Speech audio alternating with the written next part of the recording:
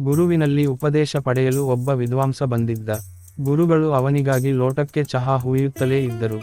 ಲೋಟ ತುಂಬಿತು, ಆದರೂ ಹುಯ್ಯುತ್ತಿದ್ದರು. ಬಂದ ವಿದ್ವಾಂಸನು, ಅಯ್ಯ, ಲೋಟ ತುಂಬಿತು, ಇನ್ನೂ ಹೊಯ್ಯುತ್ತಲೇ ಇರುವಿರಲ್ಲ ಎಂದು ಕೇಳಿದ. ಗುರುಗಳು ನುಡಿದರು, ಹೌದು, ನಿನ್ನ ಪರಿಸ್ಥಿತಿಯು ಈ ಲೋಟದ್ದೇ ಆಗಿದೆ. ನನ್ನಿಂದ ತಿಳಿಯಲು ಬಂದಿರುವ ನೀನು ಈಗಲೇ ನಿನ್ನಲ್ಲಿ ಬೇರೆ ಬೇರೆ ವಿಚಾರದ ಚಹಾ ತುಂಬಿಸಿಕೊಂಡು ಬಂದಿರುವೆ.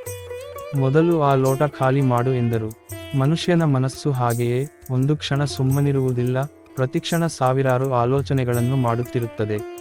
ಹಲವಾರು ವಿಷಯಗಳು ತಲೆಯಲ್ಲಿ ಓಡುತ್ತಿರುತ್ತವೆ. ನಾವು ಮಾಡುವ ಕೆಲಸದಲ್ಲಿ ಗಮನ ಇರುವುದಿಲ್ಲ. ದೇಹ ಒಂದು ಕಡೆ, ಮನಸ್ಸು ಮಾತ್ರ ವಿಶ್ವದಾದ್ಯಂತ ಪರ್ಯಟನೆ ಮಾಡುತ್ತಿರುತ್ತದೆ. ಮನಸ್ಸು ಕ್ಷಣಹೊತ್ತು ಯೋಚನೆ ಇಲ್ಲದೆ ಸುಮ್ಮನಿರುವುದಿಲ್ಲ. ಹಾಗಿರುವಾಗ ಒಂದು ವಿಷಯದ ಬಗ್ಗೆ ಗುರುವಿನಿಂದ ತಿಳಿದುಕೊಳ್ಳಬೇಕೆಂದು ಬಯಸುವಿರಾದರೆ ನಮ್ಮೊಳಗಿನ ಎಲ್ಲ ಆಲೋಚನೆಗಳನ್ನು ಬಿಟ್ಟು ಬಿಡಲೇಬೇಕು.